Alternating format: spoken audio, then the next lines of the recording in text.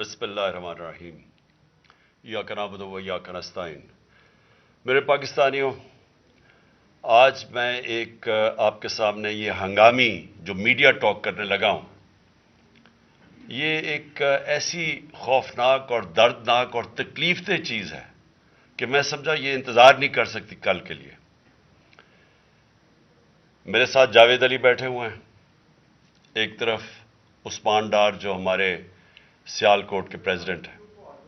میں ذرا اب آپ کو صرف بتانا چاہتا ہوں کہ یہاں ہو کیا رہا ہے اس ملک میں۔ میں اپنی قوم کو آگاہ کرنا چاہتا ہوں کہ پاکستان کو کس طرح ایک بنانا ریپبلک بنا دیا گیا ہے۔ نہ یہاں کوئی قانون کی فکر ہے طاقتور کو، نہ ان کو فکر ہے اپنے آئین کی۔ ہمارا جو آئین ہے اس کا آرٹیکل 14 وہ واضح طور پہ کہتا ہے کہ ہر انسان کی عزت کی حفاظت کی جائے گی، ہر انسان کی ڈگنیٹی کو پروٹیکٹ کیا جائے گا۔ یہ ہمارا آئین ہمیں حق دیتا ہے۔ لیکن جو یہ جاوید علی سے ہوا، یہ میں اس کے منہ سے آپ کو سننا چاہیے کہ اس انسان سے ہوا کیا، اور میں اس کے بعد آپ کو بتاؤں گا یہ جب ختم کر دیں گے کہ یہ جاوید علی تو ایک آدمی ہے جو سامنے آ گیا ہے۔ یہاں اتنے لوگوں کو انہوں نے جب سے ہماری گورنمنٹ گئی ہے اس طرح کے بیان دلوانے کی کوشش کی کہ یا ہمارے M Ps M N As جو تکڑے وزیر ہیں ان کے خلاف دو، یا ان کے اوپر ویڈیو فلم بنا دو، یا بلیک میل کرنے کے لیے ان کی کوئی آڈیو ٹیپس کر دو، یا ان کے اوپر کوئی کرپشن کے کیسز بنا دو بلیک میل کرنے کے لیے۔ صرف ایک ان کا مقصد ہے کہ کسی طرح تحریک انصاف اور عمران خان کو کمزور کر کے ان چوروں کو پھر سے الیکشن جتا دیا جائے۔ اب میں جاوید علی کی انٹروڈکشن کروا دوں۔ ان کو عثمان ڈار نے جو کلاس 4 ہوتی ہے، جو کلاس 4 کی نوکری ہوتی ہے، وہ نوکری دلوائی سیال کوٹ میں۔ یہ خود بتائیں گے کہ ان کی نوکری ایک چوکیدار تھے؟ جی چوکیدار کی نوکری تھی۔ ان کو اٹھایا گیا، پولیس نے اٹھایا، اور اس کے بعد نامعلوم افراد نے اٹھایا، اور اب ان سے پوچھے، ان کی زبانی پوچھے کہ ان سے کیا گیا۔ پھر میں واپس آتا ہوں آپ کے پاس۔ بولو جاوید۔ السلام علیکم جی، میرا نام جاوید علی ہے، میں چوکیدار کی نوکری کرتا ہوں ایجوکیشن ڈپارٹمنٹ میں۔ تو مجھے ادھر بلایا جاتا ہے کال کر کے کہ آپ آئیں ادھر اور آپ سیلری اپلائی کریں اور آپ کو جو ہے نا آپ کی سیلری ملے۔ میں ادھر گیا ہوں اور مجھے ادھر صبح 11 بجے سے لے کے تقریباً 3-3:30 بجے تک بٹھایا جاتا ہے۔ آپ بیٹھو، کرتے ہیں تقریباً ادھر 4 بجے کے قریب 7-8 پولیس والے آتے ہیں۔ وہ ادھر سے مجھے پہلے ہاتھ کڑی لگاتے ہیں، بعد میں میرے آنکھوں پہ اوپر شرٹ باندھتے ہیں اور اوپر چولا ڈال لیتے ہیں کہ جیسے میں کوئی دہشت گرد ہوں، ٹھیک ہے۔ ادھر سے مجھے پرائیویٹ گاڑی میں اٹھاتے ہیں اور لے جاتے ہیں نامعلوم جگہ پہ۔ ادھر جا کے میرے اوپر مارک چڑھا ہوتا ہے، آنکھیں باندھی ہوتی ہیں، تقریباً 7-8 بندے ہوتے ہیں وہ جو مجھے جاتے فرش پہ لٹا دیتے ہیں اور مارنا شروع کر دیتے ہیں کہ تم نے عثمان ڈار نے تم سے کتنے پیسے لیے نوکری دلوانے کے لیے۔ میں کہتا نہیں دیے، پھر بھی مجھے دوسری دفعہ کبھی الٹا لٹکا دیتے ہیں کہ مانو تم نے عثمان ڈار کو پیسے دیے ہیں، کانٹریکٹر سے لے کے پیسے دیے ہیں۔ جب نہیں مانتا تب بھی مجھے کبھی سیدھا لٹکا دیتے ہیں، کبھی الٹا لٹکا دیتے ہیں۔ اور بعد میں جب میرے مثلاً کہ کبھی ادھر سے اینٹ اٹھاتے ہیں، اسے دھاگے سے آگے میرے نازک حصوں میں باندھ دیتے ہیں کہ مانو تم کانٹریکٹر سے پیسے لے کے عثمان ڈار کو دیتے ہو۔ کپڑے اتارتے ہیں، بتاؤ۔ بعد میں مجھے ننگا کرتے ہیں، کپڑے اتار کے ادھر فرش پہ بٹھا دیتے ہیں کہ مانو تم نے عثمان ڈار کو پیسے دیے ہیں۔ جب نہیں مانتا تو پھر ادھر سے کہتے ہیں کہ ایک ڈالا بھیجو، اس کی بیوی کو اٹھاؤ، اس کے بچے کو اٹھاؤ اور ادھر اس کو لا کر اس کو برہنہ کرو، اس کی ویڈیو بناؤ، فیس بک پہ ڈالو اور بلیک میل کرو۔ تب ادھر سے جا کے جب میری فیملی آئی تب میں ادھر سے ٹوٹا، ان کے آگے رویا کہ اب آپ بتائیں کہ میں نے کیا کرنا ہے۔ اس نے کہا کہ آپ 134 کے بیان دیں اور یہ کمنٹ میرے کہہ رہے ہیں کہ آپ نے یہ پیسے ٹھیکیداروں سے لے کے عثمان ڈار کو دی۔ یہ بتائیں آپ کہ کوئی یہ سب چپ ہو جاتے تھے جب کوئی آتا تھا ایک آدمی؟ جب میری تو آنکھیں باندھی ہوتی تھی، ٹھیک، اس وقت جب کوئی آتا تھا ادھر، کوئی افسر آتا تھا، یہ کہتے تھے کہ بڑے صاحب آ گئے ہیں، بڑے صاحب آ گئے ہیں، اور سب سائلنٹ ہو جاتے تھے. جب وہ آتا تھا سب سائلنٹ تھا. اب ٹھیک ہے لگے رہو، کرتے جاؤ، لگے رہو. یہ بات میں اب آپ کے سامنے یہ جو جاوید علی نے بات رکھی، یہ ہر طرح ہم کنفرم کر سکتے ہیں. قرآن کے اوپر ہاتھ رکھنے کے لیے میرے سامنے تیار تھے. یہ عثمان ڈار کو پھنسانے کے لیے، اس کو کرپشن کیسز میں لانے کے لیے، یہ ساری چیز، یہ جو اس سے 164 کا بیان دلوایا گیا، اور پھر بیوی بچوں کو ساتھ والے کمرے میں لا کے ان کو کہا کہ اس کو ننگا کریں گے. یہ سیدھی بات بتائے، بیوی کو کہا کہ اس کو ننگا کر کے اس کی تصویریں بنائیں گے اور پھر فیس بک پہ چلائیں گے. میں آج اپنی بڑے رسپیکٹ سے، میں اپنی عدلیہ سے، میں اپنی چیف جسٹس صاحب سے کہنا چاہتا ہوں کہ دیکھیں، میں اب سے نہیں، جب سے ہماری حکومت گئی ہے، میں تب سے کہتا رہا ہوں کہ ہمارے بنیادی حقوق کی حفاظت کون کرے گا. شہباز گل کو اٹھایا، اس کو ٹارچر کیا گیا، اس کو ننگا کیا گیا، اس کو لٹکایا گیا اوپر، اس کو مارا گیا. اس سے بیان دلوا رہے تھے کہ عمران خان کے خلاف سٹیٹمنٹ دو، جو اس کو کہہ رہے تھے عثمان ڈار کے خلاف سٹیٹمنٹ دو. اس کو میں تب بھی، میں نے صرف ایک میرے منہ سے نکل گئی اور غصے میں نکل گئی کہ ہم جس جج نے ان کو ریمانڈ دلوایا تھا واپس،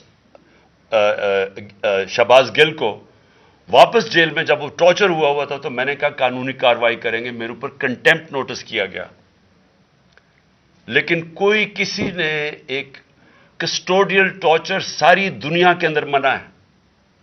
کسٹوڈیل ٹارچر کے اوپر کچھ نہیں ہوا. پھر اعظم سواتی کو اٹھایا گیا اور ساری قوم کے سامنے جو اعظم سواتی نے اپنے زبان سے بتایا کہ اسے کیا گیا ہے، ایک ٹویٹ کے اوپر، اس کا صرف ایک ٹویٹ کر دی تھی اس نے کہ NRO2 باجوہ نے دیا، جو سب قوم جانتی ہے. اس کے اوپر جو اس سے کیا گیا، پھر ویڈیو بھیجی گئی اس کی بیوی اور اس کی بیٹی کو. ایسی چیزیں اس ملک کی تاریخ میں کبھی نہیں ہوئی، یا میں تو نہیں کبھی سنی تھی ایسی چیزیں. شاید دہشت گردوں سے ہوتی ہوں، شاید کوئی باہر کے جاسوسوں سے ہوتی ہو، غداروں سے، لیکن اپنے شہریوں کو اس طرح کرنا اس ملک کی تاریخ میں کبھی نہیں ہوا. میں نے، جب مجھے گولیاں لگی، میں نے تب چیف جسٹس صاحب کو پہلے مخاطب ہوا. میں نے کہا دیکھیں، جنہوں نے مجھے یہ قتل کرنے کی کوشش کیا وہ سارے اقتدار میں بیٹھے ہوئے ہیں.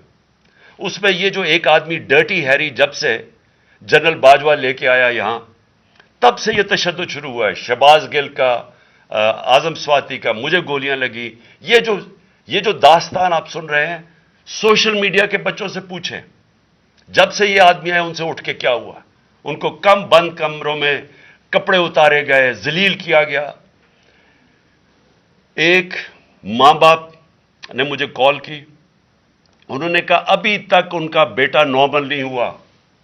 اس سے اوپر اتنا تشدد کیا کہ وہ ابھی تک نارمل نہیں ہوا. اور میں ان کو کہا، جس طرح اس کو جاوید کو کہا میں نے، سامنے آؤ. سب ڈرتے ہیں، نامعلوم افراد سے سب ڈرتے ہیں، اور کوئی کسی قسم کی پروٹیکشن کسی کو نہیں ہے، کیونکہ یہ قانون کے اوپر ہے، یہ جو مرضی کر لیں، کوئی ان کو بچانے والا نہیں ہے.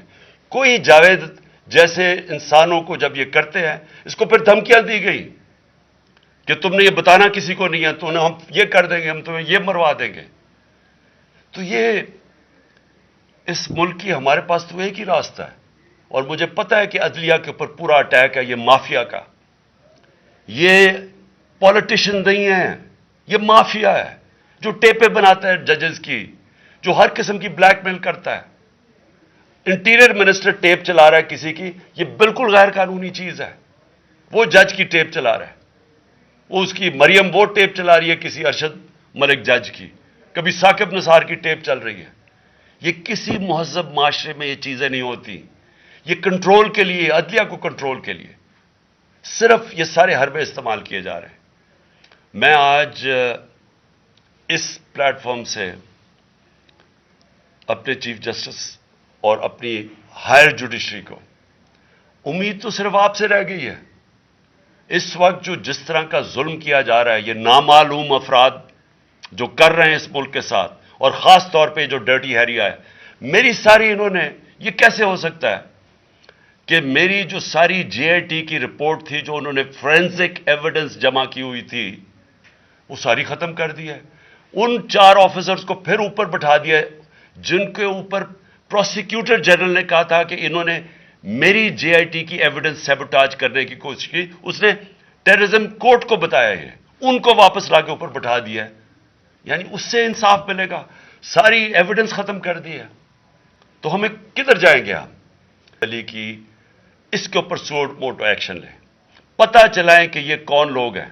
اور اوپر سے اس نے نامعلوم افراد نے اس نے سنا کہتے ہوئے کہ پولیس کے اوپر سارا الزام لگانا، پولیس کو پنچنگ بیگ بنانا، اور کچھ نہ کہنا، نہیں تو ہم تمہیں یہ کر دیں گے، مار دیں گے. دیکھیں جی، وقت آ گیا ہے. میں اپنی جوڈیشری سے یہ کہنا چاہتا ہوں کہ یہ جو بھی آپ کا سب سے بڑی جوڈیشری کی سب سے بڑی ذمہ داری ہمارے بنیادی حقوق کی حفاظت کرنا ہے. یہاں جس طرح یہ رجیم چینج کے بعد جس طرح بنیادی حقوق ختم کیے گئے ہیں، لوگوں کو لاوارث چھوڑ دیا ہے، سمجھ نہیں ہے لوگ جائیں کدھر انصاف کے لیے. ہم نے ایک پرامن احتجاج جیل بھرو تحریک شروع کی. جو لوگوں کو اٹھا کے لے کے جا رہے ہیں، ان کو کپڑے نہیں دے رہے ہیں، ان کو دور دور لے گئے ہیں، کسی کو اٹک ڈرانے دھمکانے سے خوف پھیلا رہے ہیں. ایک طرف ایک پرامن احتجاج تاکہ ملک میں نقصان نہ پہنچے. اب ہماری قوم آگے مشکل میں ہے، مہنگائی میں ڈوب گئی. کبھی پاکستان کی تاریخ میں 41% مہنگائی انفلیشن نہیں ہوئی. چھوڑ کے گئے تھے 12% تھی، آج 41% ہے. ہم اس کے احتجاج کریں کہ یہ چور اوپر بٹھا دیے، این آر او مل گیا ہے پکڑ کے. یہ حالات ہوتا ہے، سب کو ڈرانا دھمکانا، جرنلسٹ کو، صحافیوں کو، ٹی وی چینلز کو. تو میں صرف چیف جسٹس صاحب اور آپ اپنے سپریم کورٹ سے آج خاص درخواست کرتا ہوں کہ یہ جاوید علی کی کہانی سنیں، پوچھیں کون ذمہ دار ہے. کہیں تو لائن ڈرا کریں کہ اب ان کو خوف تو ہو کہ کوئی کھڑا ہے ان کے لیے، عوام کے لیے، عوام کے ساتھ کھڑا ہے. کوئی تو ایکشن لیں تاکہ عوام کو کوئی حوصلہ ہو کہ ہماری عدلیہ ہمیں بچائے گی. کون بچائے گا؟ جاوید. سوچیں کہ بیوی بچوں کو ساتھ والے کمرے میں جا کے کہتے ہیں اس کو ننگا کر کے ہم اس کی تصویریں بنائیں گے. یہ کون سے معاشرے میں ہوتا ہے؟ یہ کوئی غدار ہے؟ کوئی ایک چوکی دار کی کلاس 4 کی نوکری کر رہا ہے، اس سے اٹھا کے یہ کیا کہ جی اس کے خلاف ایویڈنس دے کہ وہ دیکھیں جی کتنا آپ نے اس کے لیے کتنی پتہ نہیں کدھر سے اس نے کلاس 4 کے چوکی دار نے پتہ نہیں کیسے پیسے بنا کے دینے تھے اس کو. لیکن کوئی ایویڈنس مل جائے تاکہ کسی طرح تحریک انصاف کا جو سیالکوٹ کا ہمارا ڈسٹرکٹ کا پریزیڈنٹ ہے، اس کو کسی طرح گندا کیا جائے اور اس کو کسی طرح نااہل کیا جائے، کسی طرح اینٹی کرپشن میں آ جائے. اور یہ ہے پنجاب کی جو انہوں نے کیئر ٹیکر گورنمنٹ، یہ جو ایک بددیانت دار ایک میں اس کا نام مجھے سمجھ نہیں آتا کہ ایسا گھٹیا چیف الیکشن کمیشن اس ملک کی تاریخ میں نہیں آیا کہ شرم نہیں آئی کہ نیوٹرل کیئر ٹیکر یہ حرکتیں کرتا ہے. یہ نیوٹرل کیئر ٹیکر کے نیچے ہو رہا ہے.